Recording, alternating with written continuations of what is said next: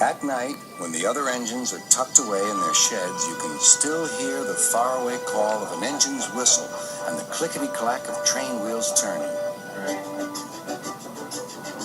This is the sound of the mail train.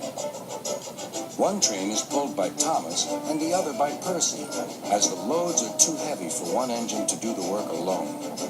The mail is loaded into freight cars at the harbor, and the engines pull their trains through the silent stations delivering their precious loads.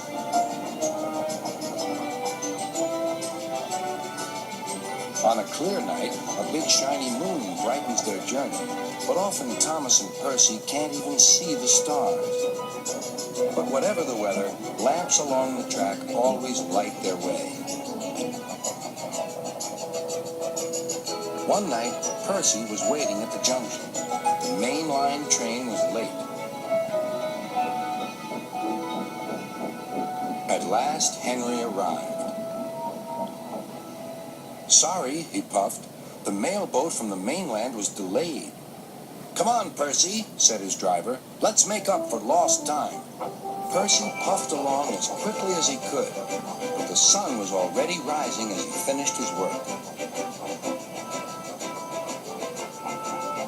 Never mind, thought Percy. It's nice to be up and about when it's the start of a new day and there's no one else around. Percy was not alone for long. Bother, said Percy. It's that dizzy thing, Harold. Good morning, whirred Harold.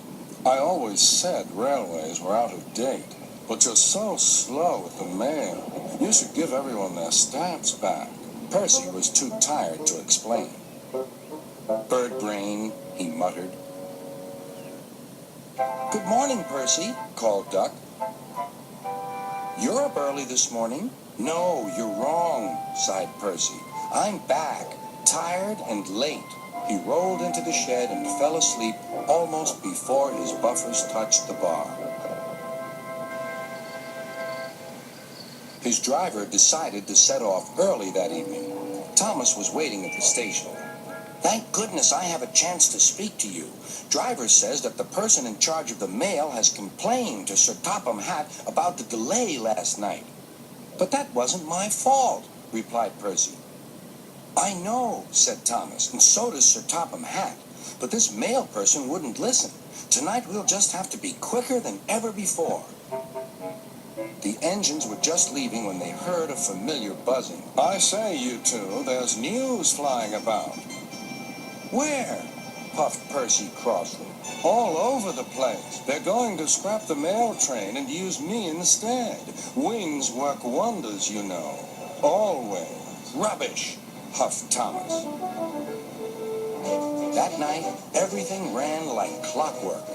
Thomas and Percy steamed through the stations, making good time everywhere they went.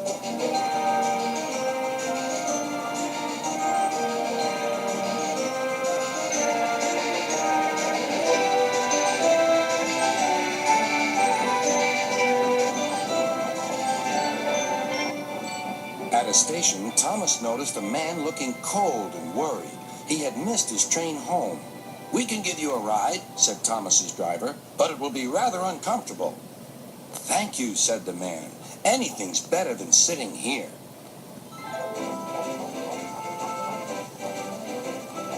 The next afternoon, Percy passed the airfield and saw Harold. Hello, Lazy Wings. Are you too tired to fly today? The wind's too strong, grumbled Harold. I've been grounded.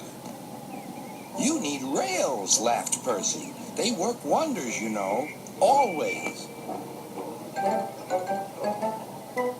That night, Sir Topham Hatt showed the two engines a letter.